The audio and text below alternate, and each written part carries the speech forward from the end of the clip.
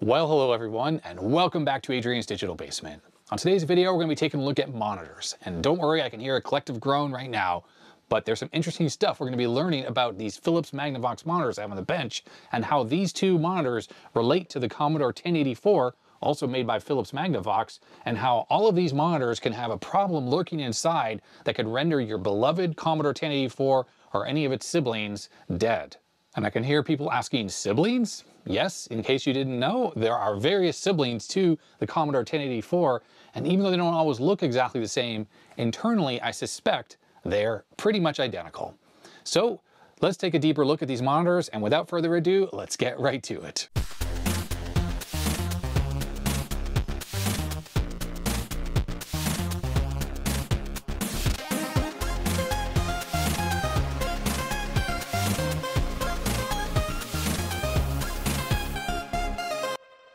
Now let's talk about the elephant in the room. What am I talking about when it comes to siblings of the Commodore 1084? Philips actually sold these monitors not only under their own brand, Philips, but as Magnavox here in North America, but also they manufactured versions of these for other computer companies like Acorn and Atari. Now, while the Commodore 1084 is really ubiquitous and the features that this supports are pretty much well known, as I mentioned in the intro, the variants of this that were sold under other brands actually had a different feature set. It seems for OEMs, Philips allowed you to pick and choose what features you wanted to have on the monitor, and I think it's actually possible that the Acorn version of this doesn't even have composite video input, but I might be wrong about that. But the most variants of the monitor came from Philips themselves, where the one that had this boxy look like the 1084 was sold with various options like TTL only, or TTL and composite video, or only composite video. Some of them were stereo, some of them were mono, some of them had linear RGB, and probably in Europe some had SCART, some didn't. It was just kind of all over the place. Now, I've been chatting a lot with Mark over at the Retro channel about these monitors because he has a real fascination with them just like I do. And we have come to the conclusion that internally, they're all pretty much identical, barring, of course, some differences between the PAL and the NTSC versions, well, which is really just components that are installed on the board that are different. It's my supposition that you could actually convert an NTSC version to PAL or vice versa by just swapping around the respective components that do the chroma decoding. And some of the other options that these monitors have, like TTL RGB decoding, require an extra board, which is plugged into the main PCB. So if your monitor is missing that, then you can't easily add TTL RGB to a monitor that doesn't have it. The same goes for stereo sound, where there's an extra board that's added into the back that adds the stereo amplification. Otherwise, the monitors are all going to be monaural. One clue that there are many different variants of these monitors exists when you take a look at the schematics and the service manual for the Commodore 1084, at least the NTSC North American version. When you look at it, it's a bit confusing because it lists several different schematics inside that manual, and all of them seem to have a different subset of features. Well, it turns out that the schematic the Commodore released seemed to have included the schematic for a bunch of the Philips Magnavox variants, and you have to scroll all the way to the very end of the Commodore 1084 manual to see the specific schematic for the 1084 variant. And what makes the Commodore version unique, this one that we have on the bench right here, is that it has Luma Chroma video input, which of course is paired or useful with a Commodore 64 or a C128. Any of the other variants sold by any other OEM or Philips Magnavox themselves, they all just had a standard composite video input, and for the North American market, the versions without Chroma Luma seem to have a comb filter internally as well. And a comb filter is a way to better decode the chroma information out of composite video, where you get a little bit less dot crawl. The Commodore version, which we have on the bench, when you're using it in composite video mode, does not have a comb filter installed. It's actually missing from the board. And to bodge in the separate chroma input, it really is a bodge. There's some flying leads that make their way over to the chroma decoding circuit, and the switch on the front bypasses the internal chroma decoding and lets you feed the chroma signal directly into the matrix decoder, which converts the chroma information into RGB.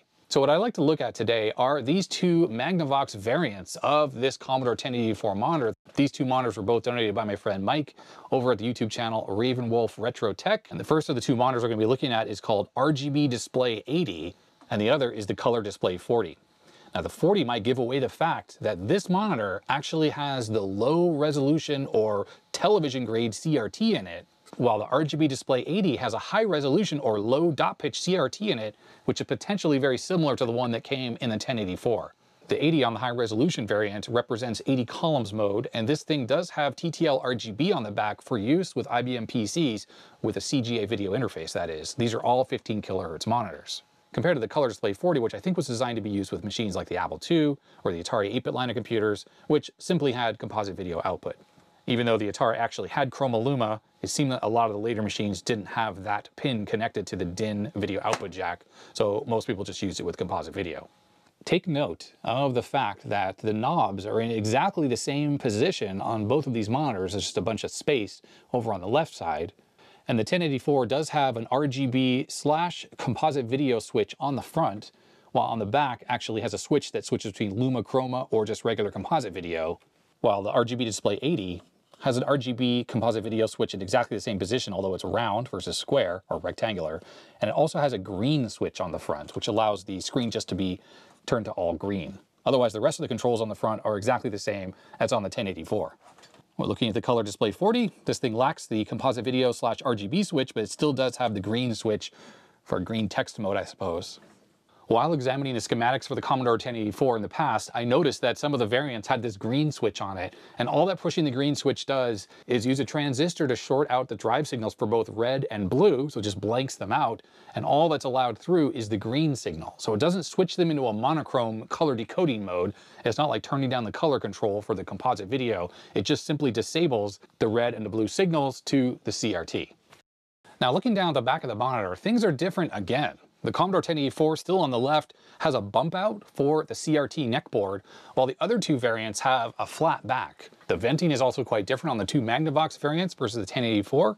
And when we get down to the port area, there are, of course, some differences because the two Magnavox variants lack a lot of the inputs that the Commodore 1084 has.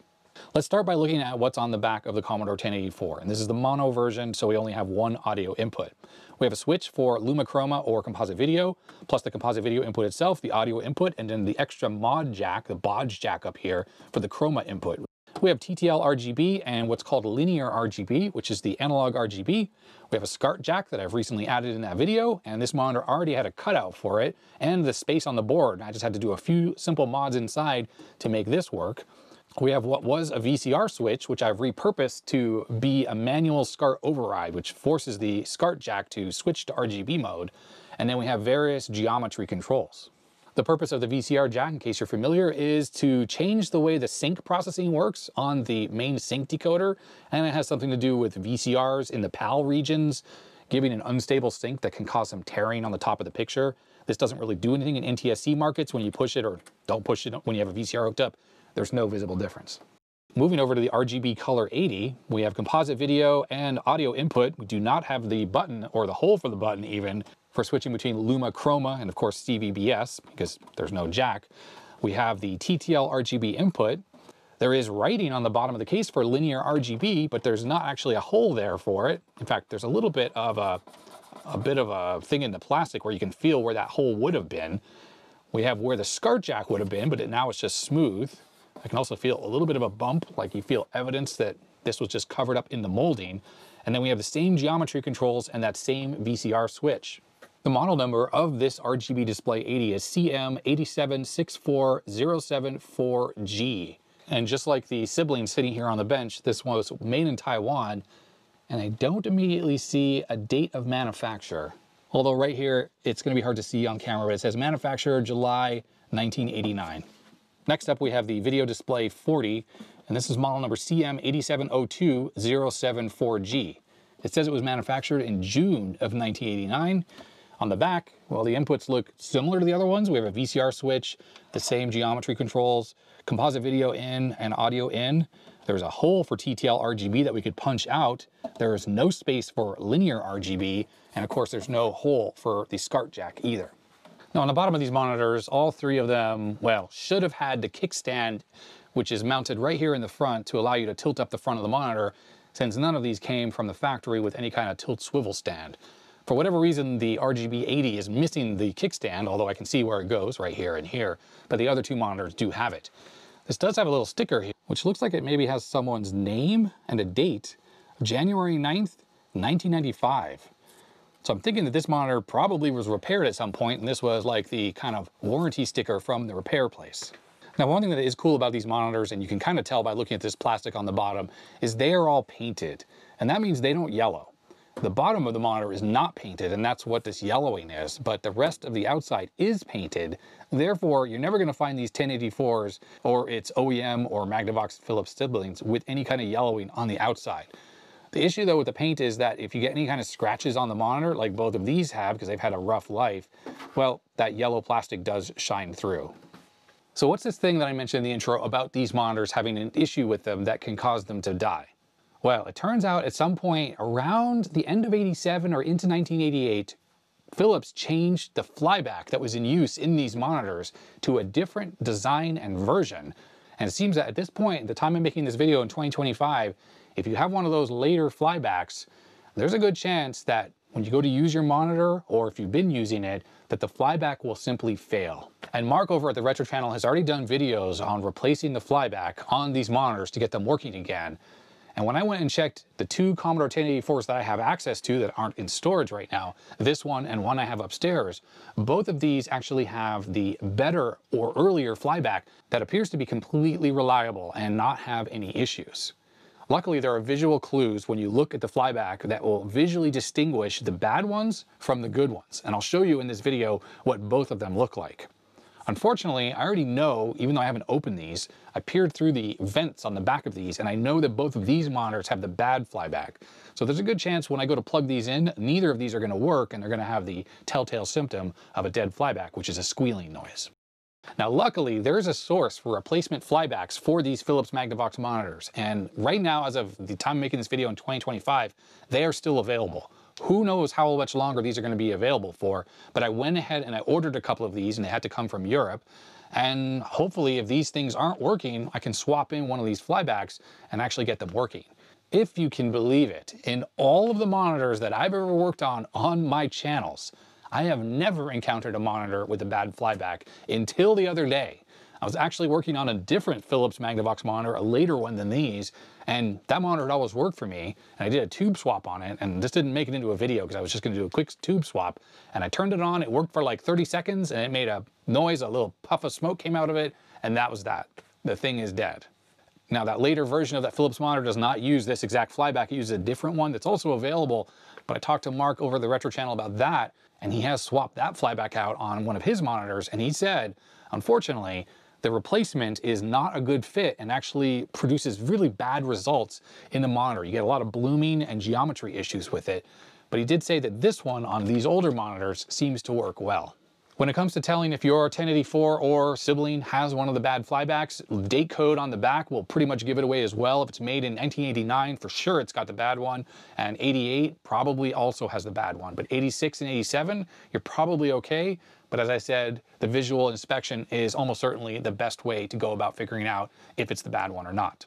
So I think what I want to do next is I'm going to open up all three of these monitors so we can look inside of them. I'm really curious what these look like inside.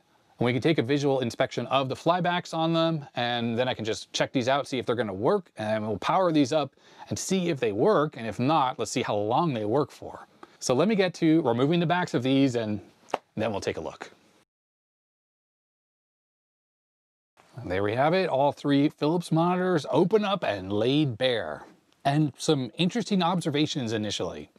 First off, the two monitors I rescued from Mike, these have obviously seen moisture. The screws that were on the bottom are kind of rusty, and there's actually some signs of corrosion, at least around the aluminum parts on the main PCBs. Next observation, and you probably just noticed this even from this wide camera angle, is that they're very, very similar to each other. With these two monitors, the 1084 and the 80 column RGB-80, whatever it was called, basically being identical, minus the parts that are missing to enable, say, the analog RGB. But it turns out that the 40 column monitor actually looks like it has a slightly different design on the main PCB. It's still very, very similar. The power board looks exactly the same, the neck board looks the same, but the main PCB definitely is different on that one. So let's start with the flyback on the 1084. This is the good one that will not fail. There's a few easy ways to tell that this is the good one.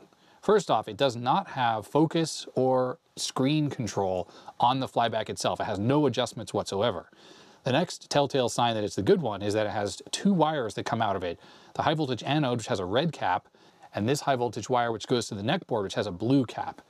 It only has those two wires. If it has three wires, it's one of the bad ones, and we'll take a look at that in a second.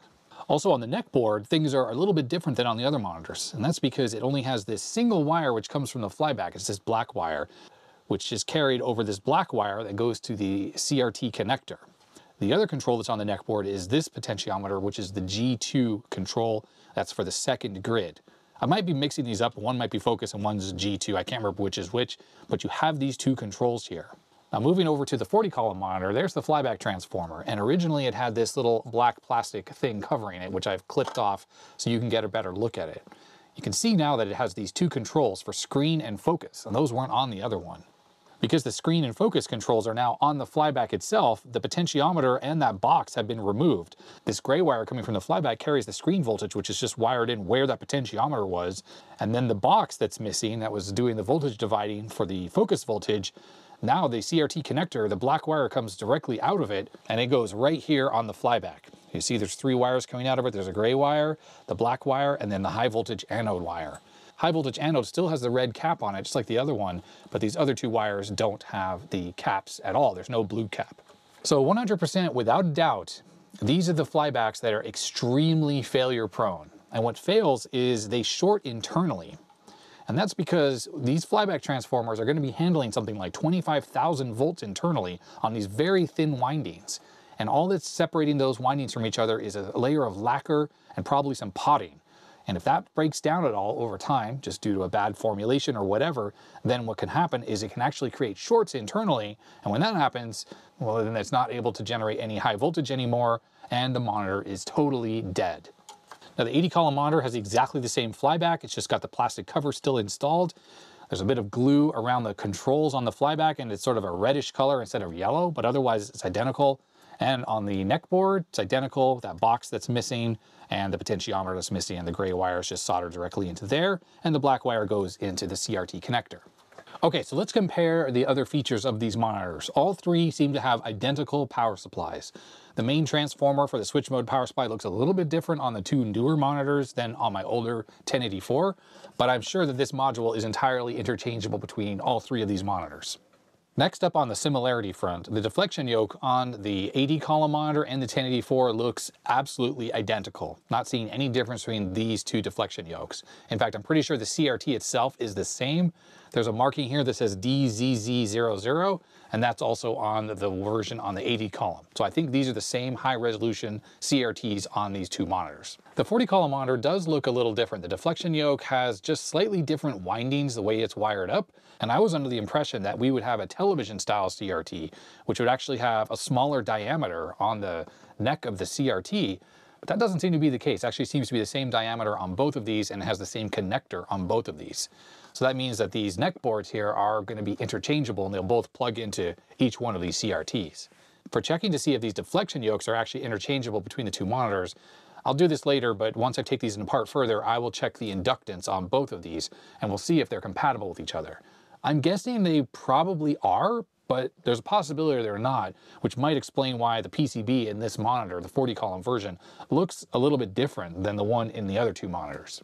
Now really what I need to do next is take these apart further. I need to get the main PCB out along with the power supply board, those come apart separately, and do that for all three of these, so we can look at these on the bench a little more closely without all this stuff in the way. While taking these monitors apart, I found something that's pretty distressing, but unfortunately there's nothing really I can do at this point. This is the RGB-80, the high resolution version of the monitor. And unfortunately it looks like this monitor at some point had been placed face down onto probably concrete or a dirt floor. Hopefully the flashlight reveals the scratches at an angle here, but as cleaning the glass I thought it was just dirty. And unfortunately that's not the case. There's a big scratch there, a whole bunch of scuff marks and deep scratches there. Another there, and these are deep enough that I can feel them with my fingernails, so they're definitely in the glass. And you might think you could use some toothpaste or something like that. That's not enough to polish glass. You need something very abrasive. Now I suppose one good thing about this CRT is that it's not etched glass, it's already shiny. So theoretically, if I got some kind of a glass polishing kit, I assume it's something I attach to my drill, and there's some polishing compound, and you go around in circles, and maybe I can get this off. If the screen were etched, which kind of gives it that anti-glare look to it, then you wouldn't be able to do that because that would just create a big shiny spot in the middle. But it's already shiny, so theoretically this would be possible. Is it actually safe? I don't know. And if there's anyone out there watching who knows more about CRTs and if it's safe to polish the front of a CRT, then let me know. I'm imagining the glass is quite thick, so taking off a very thin layer just to get rid of some scratches wouldn't be the end of the world. Luckily, when you look straight on, it just looks like the screen has some smudges and dirt on it. You might not notice it too badly while it's running, although it's quite possible while it's on, it will actually look worse, so it bugged me. I also noticed some telltale signs that this monitor had been worked on. This is the 80 column one again. And remember, this is the one that had that sticker on the bottom with a 1990s something or other date code. Well, the power LED for the power switch had never been reconnected. I also noticed that some of the wires weren't dressed exactly the same as the 40 column monitor, which I'm assuming has been untouched. Like this yoke connector was just laying loose. It was connected, but it wasn't put through the wire management. It's funny because my Commodore 1084 has been taken apart so many times that none of the wires are routed properly in there. They're just sort of in random places because I never bother to put them back into their original location. I just connect them up and make sure the monitor works. As for the deflection yokes on the 3 monitors, I went ahead and I measured both resistance and the inductance. And it turns out that the 1084 and the RGB-80 absolutely have the identical deflection yoke on it, as I suspected. The millihenries and microhenries readings are very, very close, as is the resistance.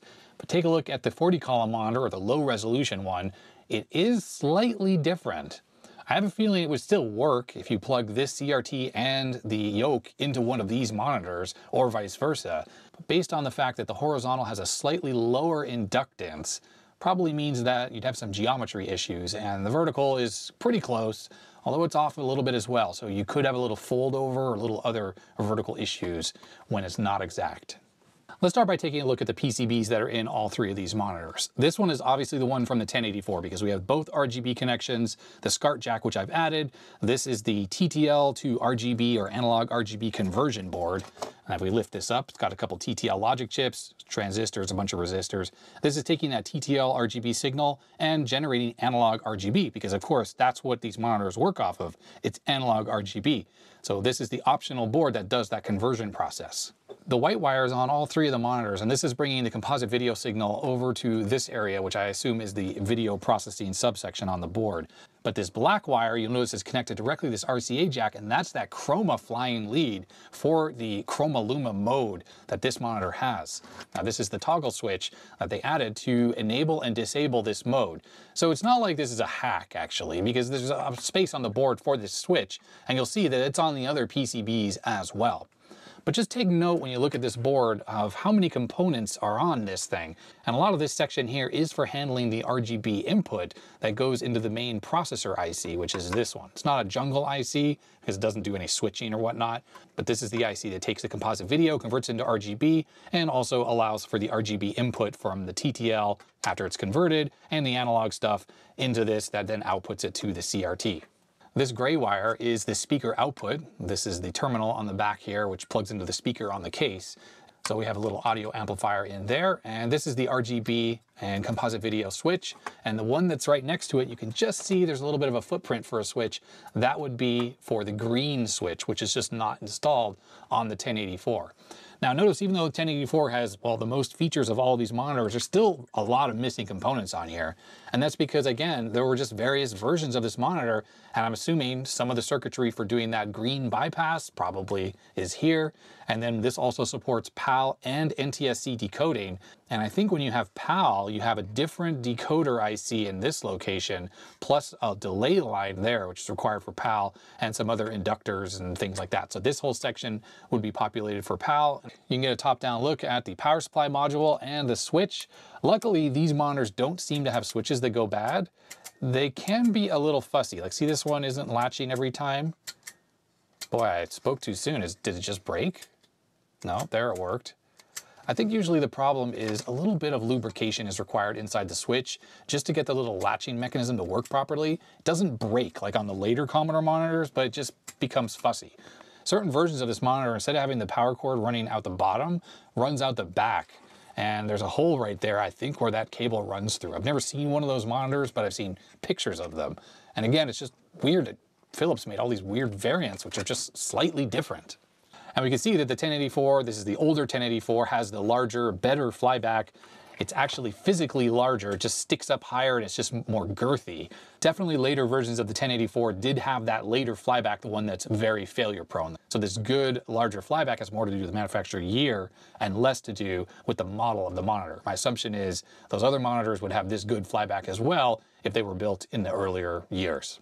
Now, one other thing is when I flip this over, originally this would have had a bunch of shielding over it, and that makes it very difficult to do any rework on the board. And a long time ago I had taken that off, which is why there's a little bit of damage there. And in fact, this wire which I added is because I ripped some of the traces there getting the shield off, and I was just replacing it with that wire. This modification there and this wire have to do with the SCART mod, which has been applied to this monitor. And almost certainly these same mods would work, at least on the high resolution version of this monitor, because like I said, the PCB looks identical between the two. Now, one other thing to consider is that these have a very common issue where you get bad solder joints on the flyback transformer. So even though this is bolted in place, you actually still get dry joints, which can cause issues. So while these boxy monitors like the 1084 and these other variants are extremely reliable monitors, I've never had to do any replacements of capacitors on any of them, and they just really work well. They do get bad solder joints, and you will likely need to fix those if you're having intermittent issues where, say, the picture goes in and out. Of course, another problem you might run into on these is because the PCBs are very thin and it's this cheap single-sided stuff, if the monitor's been dropped, you can get cracks and that can cause issues. So just be careful handling this stuff. It's fragile and it's old. Okay, next up is the PCB set from the 80-column RGB Magnavox monitor. Now you'll be noticing, let me just cut some of these extra zip tie lengths. They didn't even bother with this at the factory, I guess. They just left this extra length on there. Anyhow, you can notice that this PCB is absolutely identical to the other one we were just looking at. It's the same PCB as far as I can tell. I'm talking to Mark, it does seem like the monitors that have this later flyback actually have a slightly revised PCB. It's almost identical, but it's just slightly different in certain ways, just some of the markings and a few of the things and mods you might have to do to add SCART. It's just slightly different on them. I'm assuming this was just an optimization thing that they did. It doesn't actually change the schematic. The way that the monitor works is exactly the same. It's just that some of the markings on the board have moved around ever so slightly. But if you're looking for a specific resistor, it's still labeled the same thing because the schematic hasn't changed. It's just the layout on the board has just changed ever so slightly.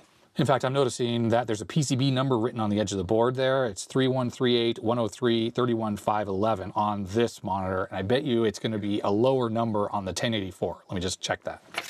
Yes, it is 3138-103, which matches, but then the last digits are 3916 on the 1084, and here it's 31511. So there's some revisions that were made between these two versions. But I think functionally it's exactly the same, and if you're doing any kind of swapping or repairs, there shouldn't be any difference between the two. Now, one thing I noticed right away is that this board, of course, has the space for the SCART connector and the linear or analog RGB jack, but a bunch of the components which were populated on the 1084 are missing on this. That's not to say that I couldn't just add in a jack and the other missing components and bring back the functionality of the analog RGB. In fact, I may actually try to do that. I'm not going to do it in this video because that seems like a bit of an involved project, but I may try to replicate the functionality of the 1084 into this monitor, if this monitor does work. Even with the scratches in the CRT, if the CRT is super worn out or the whole thing is bad or there's like a bad deflection yoke or some other problem that's like a showstopper, then there's no point to do any mods to this thing. I'm just taking it apart now so that I can check all the solder joints and reflow any of the bad ones, and I highly suspect we're going to have to swap out the flyback anyways. Obviously, the one thing I can't do easily is add chroma, and that's because the jack is missing, and that whole little custom thing where the extra jack is mounted there, I don't have that. Not to mention, I don't have an extra switch that I can install in this position. So that's functionality I'll probably just leave off this monitor if I try to do the RGB mod, because let's be honest, the RGB mod is the cooler thing, and the switch is already here on the front to enable and disable the RGB. And yes, in case you're wondering, there's no switch to switch between TTL and analog. They're both active at the same time. You just don't want to use both simultaneously because plugging in TTL is going to have it go through this board for processing, which if you look, yep, looks like exactly the same board. And then this outputs the analog signal, which gets mixed or whatever and sent to the monitor. And obviously this connector and the SCART jack does the same thing. Now, I was under the assumption that this monitor, the 80-column monitor and the 40-column monitor had a comb filter because they were missing the chroma signal here. But that is not the case. I'm pretty sure the comb filter gets installed in that part of the board right there. and there's some jumper links that are installed that just bypasses that. And I think the version that has a comb filter has a button that you can enable and disable the comb filter, and this doesn't have that button. Now let's flip this upside down and see if this has the shielding on it. Oh, it does. Okay, so this is what the shielding looked like on the 1084 as well. It covered the whole board, including the bottom of the flyback. So if you're going to need to swap the flyback, which I assume I'm going to have to do, or at least reflow it, I will need to remove this shielding. Now I can tell you that removing that shielding is totally safe. It doesn't actually do anything functionally for the monitor. It's really just an FCC thing. I noticed the 40 column monitor doesn't have any shielding at all on the bottom. So even within North America, some had it, some didn't. But I know after talking to Mark that some of these monitors in other regions didn't have that shielding at all either. So it really seems like it's a North American thing. And maybe because this is the 80 column version and you would have like potentially high bandwidth stuff running through the PCB, they had to put that shielding on for some kind of EMI thing that you didn't need on the 40 column one because it doesn't have an RGB input. Okay, here is the 40 column version of the monitor, and the power supply definitely looks exactly the same as the 80 column one, but the PCB, yeah, it's pretty different. Although there's a lot of similarities, it still is different. From a marking perspective, it's 3138-103, which is the same as the others, but the last 5 is 31690, and it was 31511 on the 80 column one, and it was 30916 on the 1084. I guess these are just various revisions, and this one is just later again. Not actually sure if there's any functional difference, even though stuff is laid out in different ways, but it could well be that all the markings are exactly the same, so doing any of the mods on this would be just as easy. You'll notice that it's missing the RGB TTL converter board. It's missing both of the RGB jacks, although they're still marked out on the board. SCART jack is missing. A whole bunch of extra components from this whole area for all the RGB switching is completely missing. Stuff in this area is laid out a bit differently. This is the video processing section, but this green box is there. That large IC looks the same, but then, yeah, things just look a bit different over here. In fact, I think like this IC was over kind of in this area and that was moved over here, and it's just been repositioned a little bit. I still think on this monitor, with careful consideration, it would be possible to install the SCART jack. And that's because the functionality of the SCART jack does not require the RGB switch on the front, which this monitor does not have. There's a signal on the SCART jack which tells the monitor to switch to RGB mode, and that would need to be connected up with whatever components are required for that. And that's how on the 1084 I use the VCR switch to force the SCART jack into RGB mode all the time. Because to use the SCART jack in RGB mode, you actually set the monitor to composite mode, which this monitor is always in because it doesn't have any other mode. And then you input that signal or push the VCR switch, and that switches to RGB. I think whether this monitor works or not is a little bit more dubious, because you'll notice that there's quite a lot of this aluminum oxide all over the board. So I'm probably gonna have to spend a bit of a moment to clean that up. But we have a lot of kind of corrosion on both of these, and good amount of the components are a little bit crusty looking on the bottom.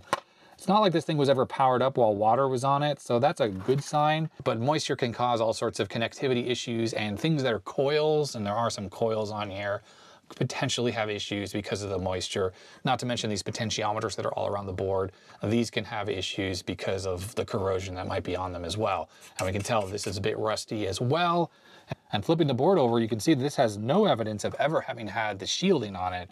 But luckily, I'm not really seeing any signs of green crusties anywhere on here. So that's good, because if we had green crusties, that would be a problem. The brown stuff you see is just flux from the things that were hand soldered. All of this was wave soldered originally, but the connectors and the ground leads and stuff like that, these were all hand soldered at a later time. And actually looking at the bottom here, this looks substantially different than the flyback arrangement on the 1084 with that earlier flyback, which had those two big lugs on it that held it in place. This uses a little clip here to hold it in place, which seems inferior.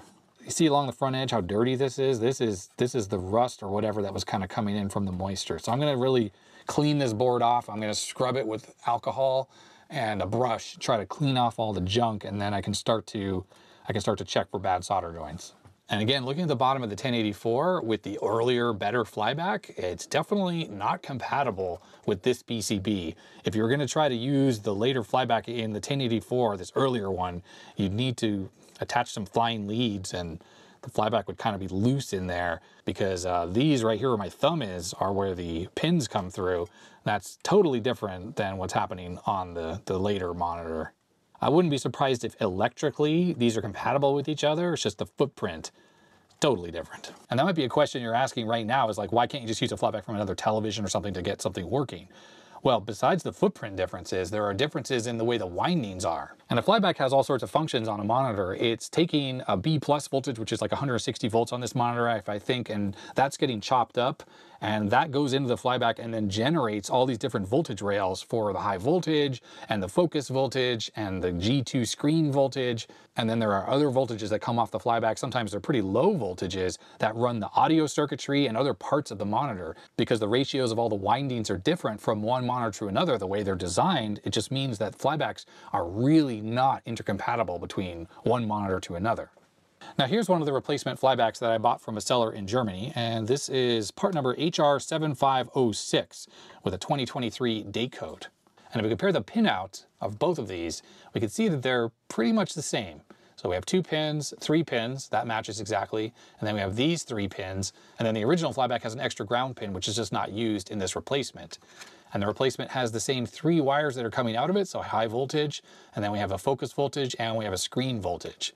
Now I have another random flyback that I took off of an old television that I had to scrap, and while it has the same 3 connections, we can look at the bottom and the footprint is just obviously not compatible between this flyback and this board. And that's ignoring the fact that the windings on this, which is a good flyback, that television worked the last time I used it, it's just not going to be compatible for the 1084. All right, so I've gone over all the different components of the monitor and everything looks good with these boards. I don't see any blown up components on them. So what's left to do is to really scrub and clean them, get all this dirt off of them and the extra corrosion and stuff on them. I'll probably lubricate all the potentiometers with contact cleaner, or just clean them out at least, because all that moisture and rust is going to have gotten into them. And then I need to put these back into the respective chassis, see if they work. And if they don't, I'll be installing a replacement flyback. All right, well, I've discovered some bad stuff happening on this board that unfortunately is going to render this a parts board. And you might be asking, like, what could be so bad? It looks fine. Well, I've done some close inspection of the entire board. I've created a list of all the issues, and there are lots. Okay, so first thing I found are some of these potentiometers are damaged, and this thing has part of the pins rusted off on it. There's another one right here that's basically not even attached to the board anymore. Well, I think it's, okay, yep, there we go. Not attached. I also found a resistor, and I put this little white mark next to it, that basically is obliterated. And I'm not sure if this is from corrosion or if this thing got burned. But I did write down the part number, and it's not a big deal. I can just go back to the schematics to figure out the value of this to replace it. There were 3 potentiometers like this that were damaged. I marked them down. They were 437, 605 that were vertical, and then the one horizontal. The bigger problem comes from these. Unfortunately, all of these are damaged.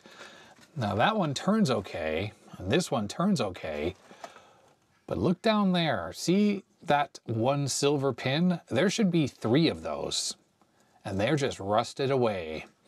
Now this entire potentiometer is held on with these little tabs on the side as well, so that's why it's not wobbling, but it's no longer connected on those 2 pins. And this one lost one of its pins, and I think this one here lost all 3 of its pins. And oddly enough, remember there was a little shield attached there? That was completely rusted off as well. So I just picked that up and it just came right off the board. There's some rust on this switch, but it seems to still kind of work. So I haven't tested it electrically to see if that's working, but we have corrosion. But I'm sure that these potentiometers all are not working. And this one over here, the last one, this is the hue control, is completely frozen. And you see around the shaft there, it looks rusted. These all spin fine, but this one doesn't at all. And all 3 of its pins are rusted, as is that one, as is, oh, that one has 1 pin that's good. Now the problem with those controls being damaged, it's technically possible I could find a replacement, but they need to have the same length shaft, the same diameter shaft, because those actually stick through the front of the monitor.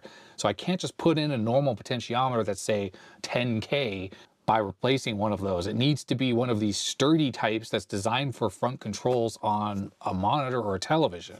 Worse than that is that these are probably all different values. I'll have to go back to the original schematics and the parts list. Probably tells us what the value is, but one might be a 1K, another one's 2.2K, another 10K, and we'll need to find something that's very similar or the actual part to put on the board.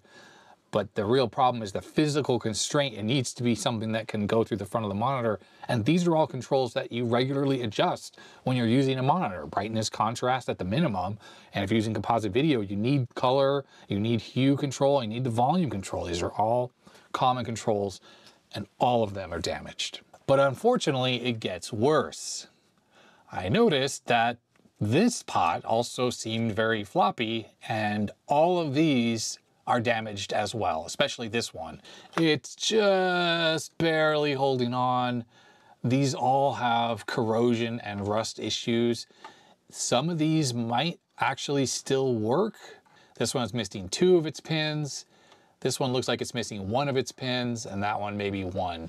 So these, very much like the ones on the front, are going to be hard to replace, although they're probably a little easier, because this little plastic knob probably unclips, and then these are just the typical kind I've seen on other monitors that have a little like Philips head notch in them, and see, you can see this thing is sliding through there.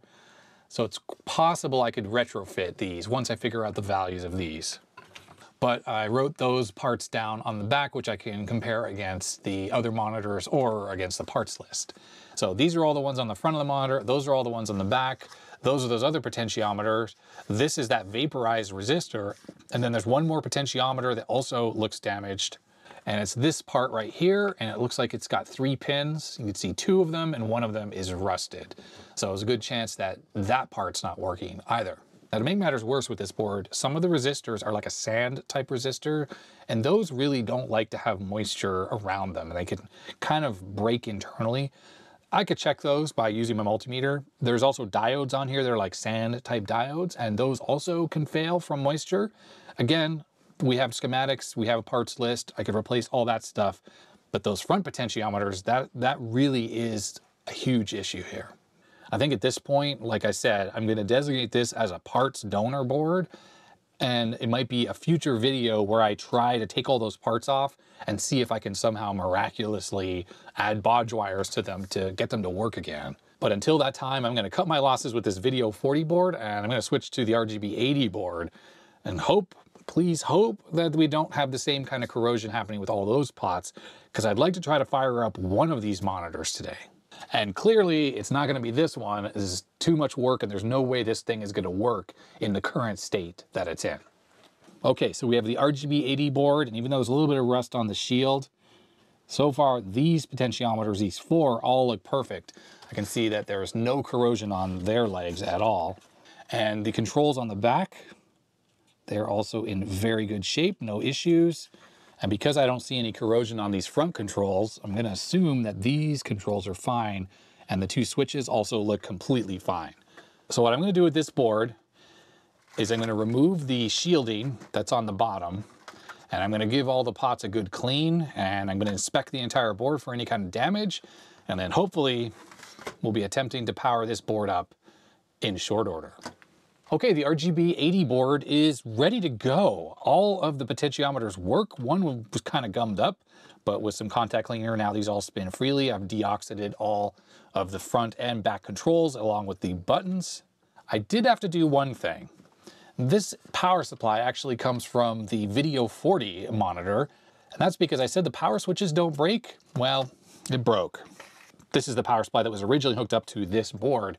And the power switch was really gummy and it was kind of working. So I sprayed some lubricant inside and I was exercising it and something snapped inside and now it no longer latches. So I take back what I said at the beginning of the video.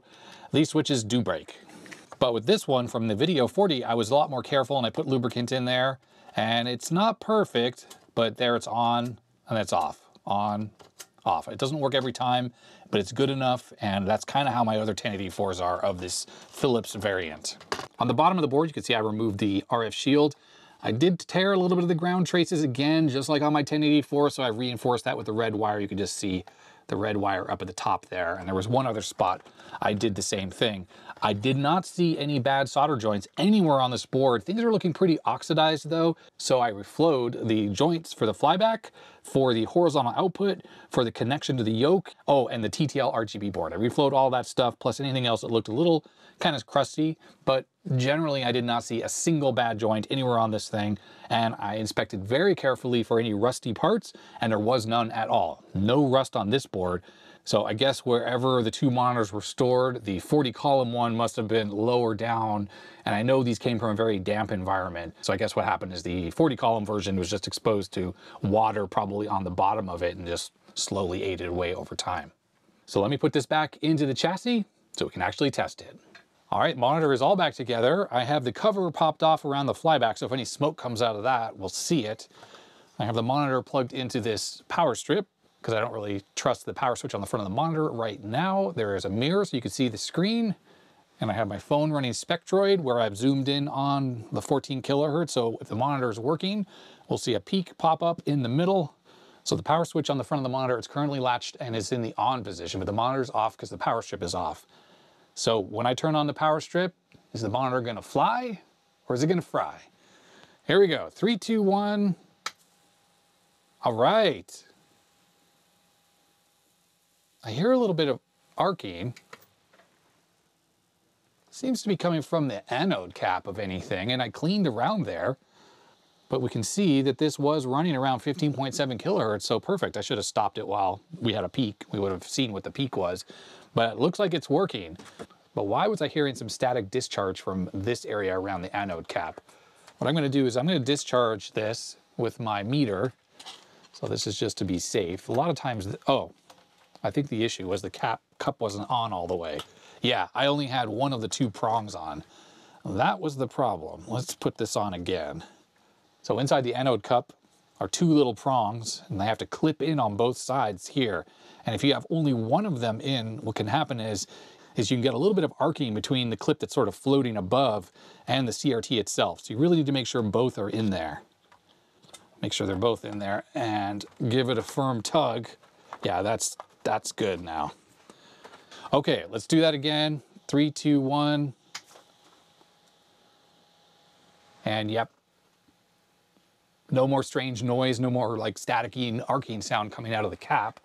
Also not getting any kind of smoke or any issues right now, but I just don't trust that flyback to not pop. So I currently have all the controls on the front turned all the way down, which is why there's no picture of whatsoever. So did this just pop off again? Oh, we got a flash when I turned it off.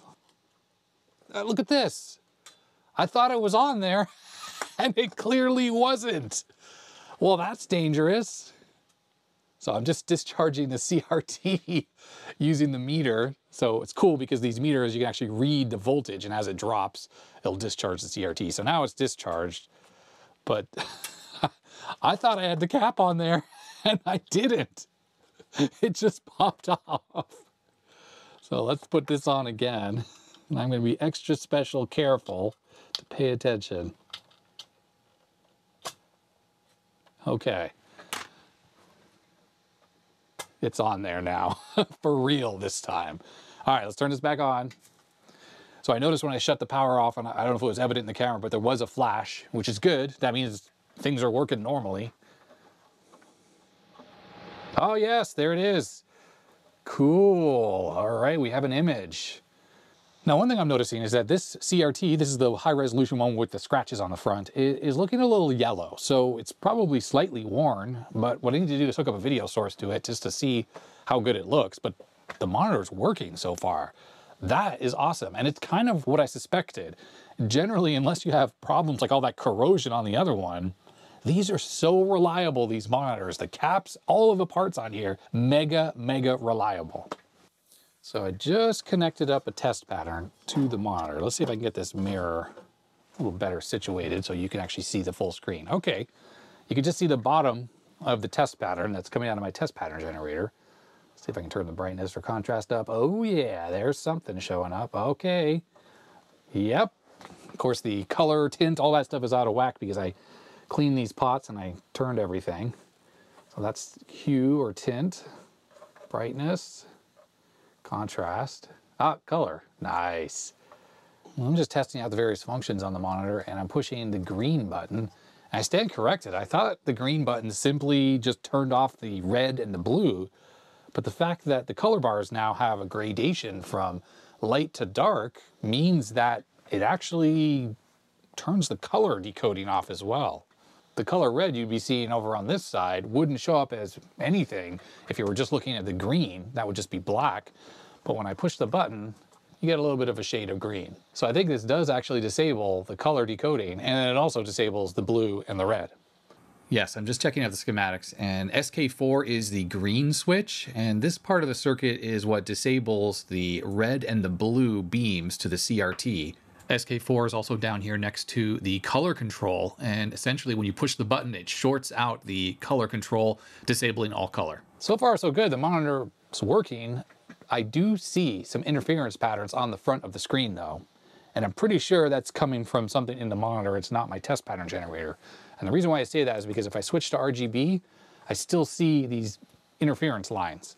And I don't quite want to show those to you yet because I want to keep focusing on the back of the monitor in case the flyback transformer pops on this thing. I want to actually be able to show that happening. I figured it probably would have happened by now because, I don't know, I just assumed, but yet it hasn't. All right, so I'm going to let this thing sit here for a moment and just sort of warm up. See if these interference lines go away. It's probably a capacitor issue, probably on the switch mode power supply, to be honest.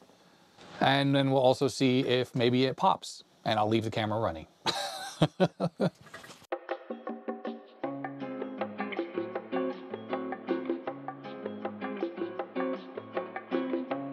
Okay, well, it still works. I half expected it to pop. No changes on the image. It's just as bright and vibrant as it was before. It still has a little bit of interference, which I'll need to move it around so I can show you that. But overall, this thing's in really nice shape, actually, all things considered. Let me see if I can get the camera to pick up the interference patterns this thing is generating right now. There are these lines that are kind of strobing in this area of the screen. And I'm thinking it's the power supply, because it's a switch mode power supply, and if the output caps are kind of ripply, then that would be potentially evident. And it's happening on both RGB and on composite video, because we're on composite video right now, and that's happening. So I feel like this is a power supply issue, and it's not somewhere else on the board. Also, these scratches are pretty distracting, and if you look at the monitor off axis, it's even worse. And it almost just looks like it's really dirty and smudged, and you try to clean it, and that obviously isn't going to work. So let me pop the power supply out, and I'm going to check those caps. We'll see how they are, and if they're bad, I'll swap them out. So this is the power supply that I've been using with the monitor, and I checked these 3 output capacitors, and they were all perfect, basically. No issues whatsoever. So it really had me thinking that this problem was somewhere else in the monitor, but it didn't quite make sense. So what I did is I grabbed the power supply that was originally with this monitor, the one with the broken power switch, and I just sort of bodged it in. So I just connected the 3 voltage rails and the ground there, and then I also just had to clip on a ground lead since these wires are normally soldered on. And sure enough, when I powered up the monitor with this power supply, no lines. So it is coming from this power supply, which is odd to me because it's not these 3 output caps. Maybe it's one of these little caps here, like on the voltage regulation circuit.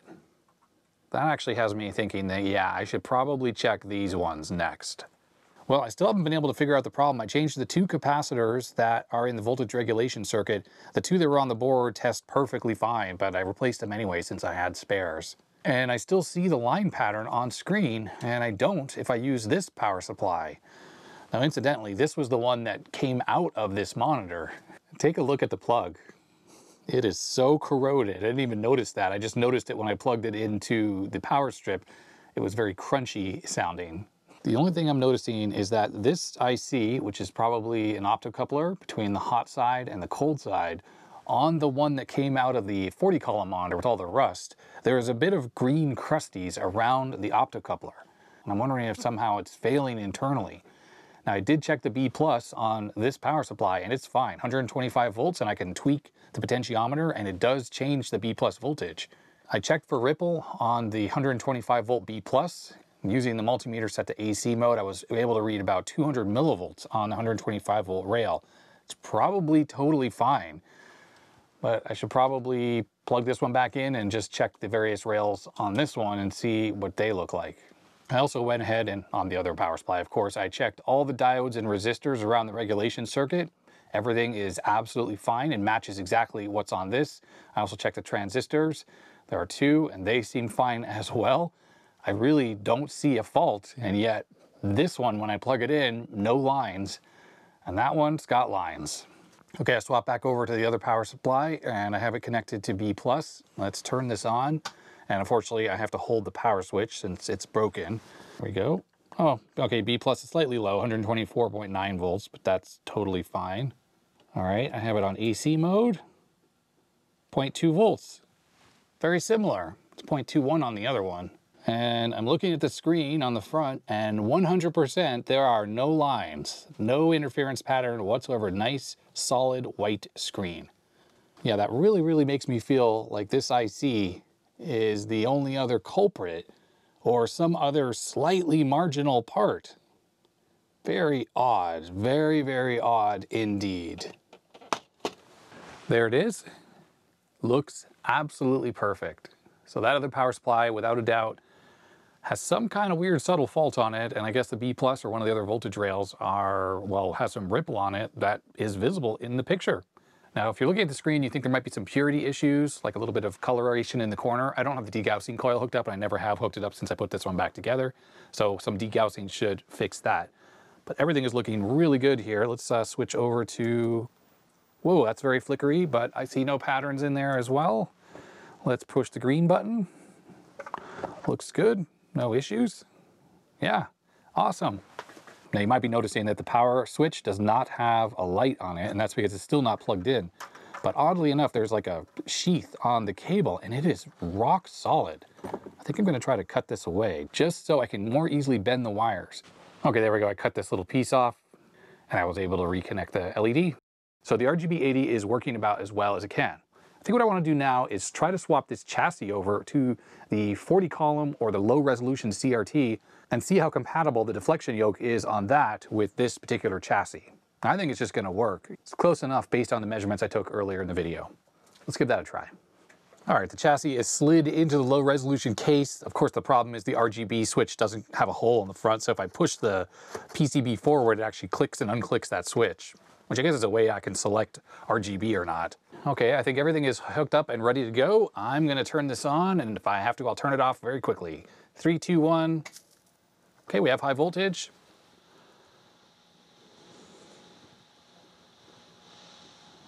There it is. We are in RGB mode now. Let's push the board forward to switch. And there's our color bar test pattern, and yeah, looks perfect. I see no geometry issues, no nothing. So that really just means that the slight differences in the deflection yoke really are inconsequential. And just know if you find one of these low resolution 1084 style monitors, you can mix and match all the parts and yeah, looks absolutely fine. And one of the benefits of these low res type CRTs is that they actually allow more light through. So more of the light from the phosphor makes it to your eyes because there's less of a grid of the shadow mask than there is on the high res ones. So it really depends on what's more important to you, a brighter, more vibrant picture or sharper text in RGB modes. If you've ever looked at a Commodore 1702, the Commodore 64 monitor, which has a low resolution style CRT, this one looks very similar to that with the way the phosphor dots look on the face of the glass. Now it kind of bums me out that we actually don't have the hole for the RGB switch in the front because this case is in physically nicer shape than the one from the RGB-80. And I'm half tempted to drill a hole for the RGB switch and actually leave this power supply and main PCB with this CRT and case, just because it looks better. There's a photograph I took from inside the monitor, and it turns out there's already a hole in the plastic. It's just covered up by a plastic label. So I did quickly drill it out so I can use this RGB board in the 40 column monitor. Well, the monitor is back together and it looks good. It looks really good. This low resolution CRT, as I mentioned, has the effect of just having vibrant, bright colors. It looks really good. And of course, a bonus is it doesn't have any scratches in the screen. Yeah, that's real nice. And it just looks fantastic. The monitor is all back together and the power supply swap was completely successful. The monitor looks excellent now. No weird interference patterns. It looks great. And I tested it out. The sound is working. Everything is working. Except there is one problem still that I'll have to fix at a future time. The freaking power LED does not work on this switch. What a strange problem to have. I saw the LED was working when I had this PCB in the other monitor, but for some reason this one, yep, it's not working. But luckily the switch is actually working, for the most part at least. Yeah, turns on fine. It's just the off that can be a little fiddly, and that's actually just like my other monitor. Yeah, you just kind of gotta push it in the right spot, kind of over here on the right side. Or not. No, I don't know. I don't know why it works sometimes and not other times. At least it turns on all the time. Now, sitting next to the one that we were just looking at, this is the parts monitor, has the scratch screen in it, the rusted board.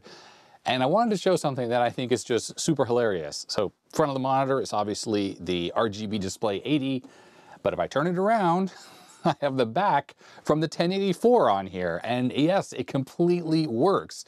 It fits right on there. All the ports and knobs line up on the back. It just seems so strange to me that Philips would have a variation of the monitor that looks totally different on the front and the back, and yet the two halves still go together as if they were like made to go back together. It's just strange to me. It's just very, very strange. The back is only on for demonstration purposes. I'm obviously going to reassemble the 1084. And this thing, I guess I'll just stick in my storage unit until I can figure out what to do. Oh, there's another tidbit I wanted to show off. And I showed the outside of the case, but what I don't think I showed is on the inside, there's a freaking cutout for SCART. So that means it would be really easy just to use, I don't know, a little cutting tool, drill a few holes, and cut that out. And we'd have a nice opening for a SCART jack. Obviously, we have the one for the TTL RGB. There is not a knockout for the analog, but that's fine. We'll just do SCART. And I happen to have bought some connectors, so that mod should be totally doable. So I guess that's going to be it for this video. I fully intended to do a flyback swap on, well, both of these monitors. I didn't know that one of these was so damaged it wasn't going to work in this video. But the one that does work, I thought the flyback would have died or was already dead, which is why I ordered these proactively just to make sure that I had them on hand. I guess it's good I have them on hand because as I use this monitor at some point in the future, I assume the flyback is going to pop. And at that point, I'll have these on hand, which who knows, eventually they may stop making these. And then when these monitors pop, that's going to be it. They will all become parts monitors. So even though this video is about to be over, there's still definitely things I want to revisit when it comes to these monitors at some point in the future. Starting with the parts monitor, if you have any thoughts about what I can do to try to polish the scratches out of the glass, let me know. I did a quick search on Amazon. It seemed like there were some kits you could buy that you attach to your drill and had some polishing compound. Are those safe to use on the CRT? Besides that, I would like to try to get this thing working again, but I probably am going to need to find a source for replacement potentiometers. When I take this apart to get the back off and put it back on the 1084, I'm going to desolder one of the controls off the front and the back. And I'll take some pictures and measurements and I'll post those in the description or a link to the pictures in the description. And if you know of any sources I can get replacement potentiometers that aren't like 20 bucks a piece, let me know. I'm concerned about those parts being really hard to get these days and potentially cost prohibitive. If they're 20 bucks a piece, for instance, and I think there's 5 or 6 on the front, that's a bit too much money to spend on a board that I don't even know if it works because there may be other faults with it as well. I'm kind of resigned to the fact that this is probably just going to be a parts donor at this point, but I'm okay with that because it's already given some parts to make this monitor work, right? This is an amalgamation of these two monitors, and if that's going to be its future, then so be it. I'm probably going to end up with other Philips 1084 type monitors in the future, and if one of them is broken and I need some bespoke chip or part that's on this thing, there we go. Moving on to the monitor that does work though, I want to definitely upgrade this thing. There's things I want to do to this, including adding SCART. I absolutely want to get the SCART RGB working on here. It's fine that it has TTL RGB, but that's limited usefulness. This low resolution but very bright and vibrant CRT would be awesome to play with RGB game consoles like the SNES, Genesis, and anything else that has bright, colorful graphics. It'll work really well. So SCART is definitely a priority. I'd also like to modify the way that green switch works. I was already looking at the schematics a little bit and figuring out how I can disable the whole green part of it. I don't really need that. But I like the idea of pushing that button to go to a monochrome mode And I also want to change it where it actually increases the resolution, because it definitely is not doing that. I did some more testing, but it should be possible to replicate the functionality from the 1084, that when you push that button, suddenly the video input is now the Luma input, and it is more sharp because there's some additional sharpening that gets disabled when you push the button.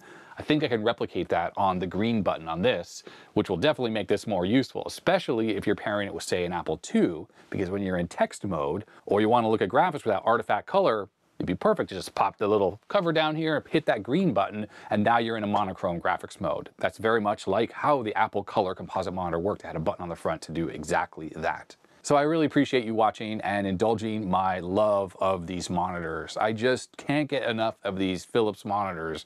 They are so versatile, and I just love how there's all these weird variants and they all have the same capabilities, but then they just took out like cents worth of parts that were on the board to segment them into these artificial segments. It doesn't even really make sense to me. How much would it have cost to install a bunch of transistors and resistors and passive components to add RGB to all of these monitors? It literally would have been like $1, and yet they probably charged or upcharged a bunch back in the day between the versions with RGB and without, even though we could see they all have the capability. They just chose not to put these super cheap parts on there. There is nothing expensive with the parts I'm gonna have to add to put RGB into this monitor. And that's what's so funny to me, is that it's just completely artificial segmentation is what Philips was up to, at least back in the 80s. All right, well, that's really gonna be it for this video. Thanks to my supporters, names go up the side of the screen. Subscribe, YouTube, usual junk, you know, whatever. Comment down below. Let me know if you find this interesting at all. And well, that's gonna be that. So stay healthy, stay safe, and I'll see you next time. Bye-bye.